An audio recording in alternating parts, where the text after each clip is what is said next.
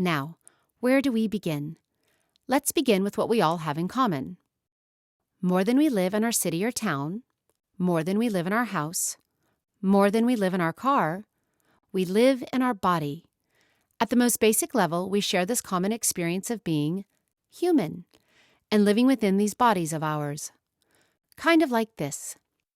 Some days, being human may feel like all we can do, but most days we strive for more than just being human. We strive for being human with health and vitality so we can live meaningful lives. This is not just for our own benefit, but so we can be available to fully engage with children, youth, colleagues, and other people in our community we care about. But our striving for being human with health and vitality does not happen in a petri dish.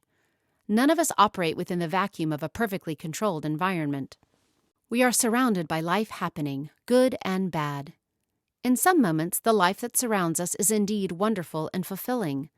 This feeling may come from friends who believe in us, beautiful flowers or trees in bloom, seeing the light bulb come on for a child, colleagues who offer encouraging support, living lives of purpose.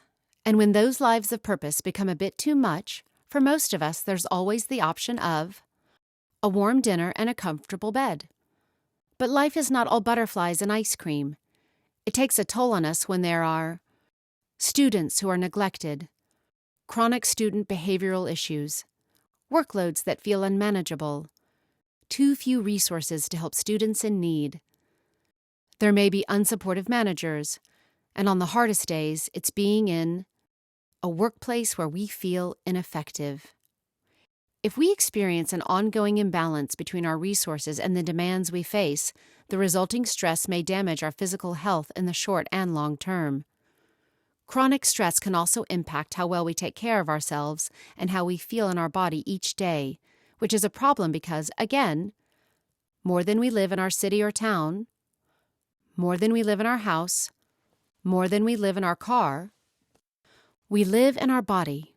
But even when struggling to balance responsibilities and navigate challenges taking a toll on us, it's important to note that we are not alone.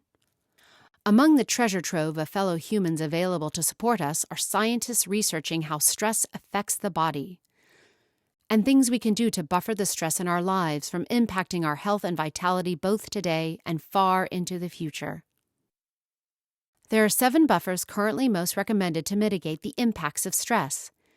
Each of these reduces stress hormones, enhances neuroplasticity, and reduces inflammation, which all play important roles in counteracting the body's stress response and improving health and well-being.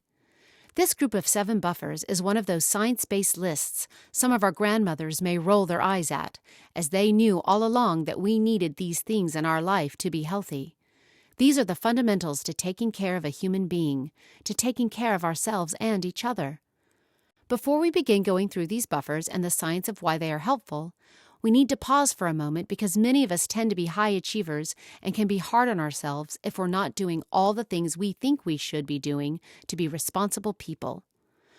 Please consider that our lives are comprised of different phases or chapters. In some chapters, we have space to prioritize things like quality sleep and physical movement.